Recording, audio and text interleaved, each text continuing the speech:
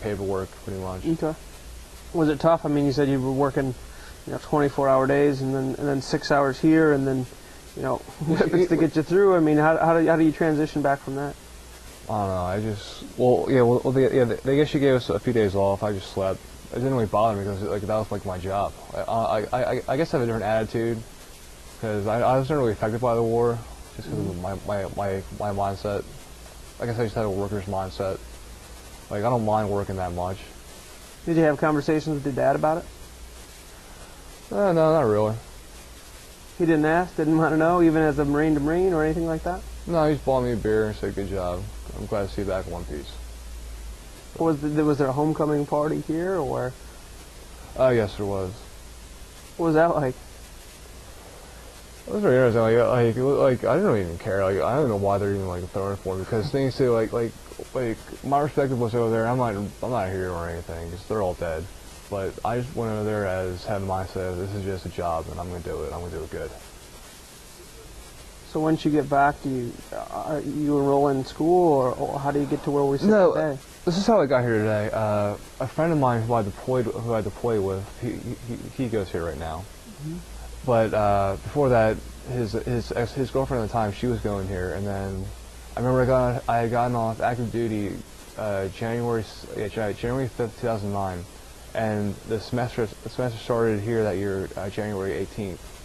Okay. And then he's like, "Hey, you're not doing anything. You got all this money. Why don't you come to Westchester, and take some classes with me?" And I'm like, "How? Like how do you enroll?" It's like he told me, just do the non-degree student thing with me. Non-degree student? Yes. Okay. So I did a non-degree student for a semester. Took 3 classes, got a 3.2, and then I applied for admission that semester. And then I got in fully admitted for the fall of 10 that semester. Okay. And then I started taking advantage of the GI Bill. And what was it like? I mean, your first class back, were you nervous to take classes here? That was my first college class ever. And then, were you nervous? I mean, talk about your first class. I was very nervous because coming from the military in Iraq and everything, it's very loud over there. It's just very, very loud. And coming here, it was like the winter. It was winter time. I go sit into a classroom. I was very taken back. I was almost scared because everyone was just it was just so quiet. I'd never ever been used to that. But the actual doing of the schoolwork, were you nervous about that? Or? Somewhat, not really though, because I'd befriended people in classes, and then it kind of got me through it. Okay. So you take 9 credits, and then you go right in. You enlist full time, or you enroll full time. Yes. Well, how did you choose your major? What was your major when you chose?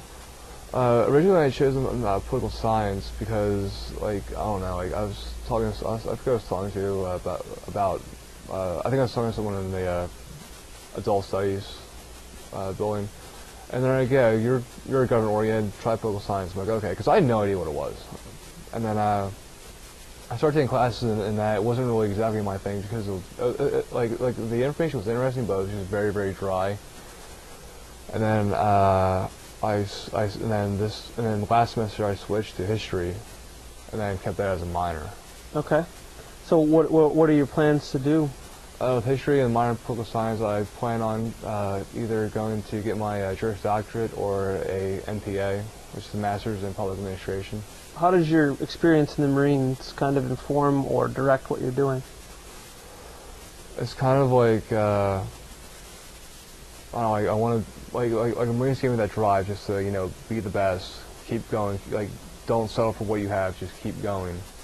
And I wanted to basically get as much education as possible and make the best living for myself as possible. About your experience specific to Iraq in terms of history or political science, does that inform how you study history or how you look at political science?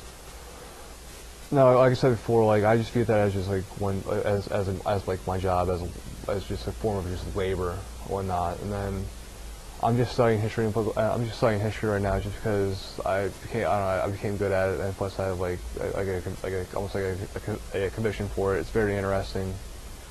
What's your conviction for it? I guess that's what I'm. Basically, because I just show people how things were in the past and how I can teach them to learn from it. And it basically it gives me the research skills necessary if I wanted to apply for law school. How do you think people will study the war in Iraq? That is actually a good question, because I don't know right now because that book isn't really over yet. It hasn't been fully written yet. And do you at some point want to investigate the war in Iraq and your role in it, or where does that? Yeah, I actually do want to do that. I would actually like to maybe possibly write a book about like my experiences and basically maybe possibly make a compilation of people's experiences, who I was with, and people from different times or different periods of the war. What's the hardest part about being a veteran or a student veteran? Basically walking around like with people who are just mostly more concerned about, you know, things like Jersey Shore or just other stupid nonsense. Like people who are like who live in like their own little bubble around here. They piss me off. Why?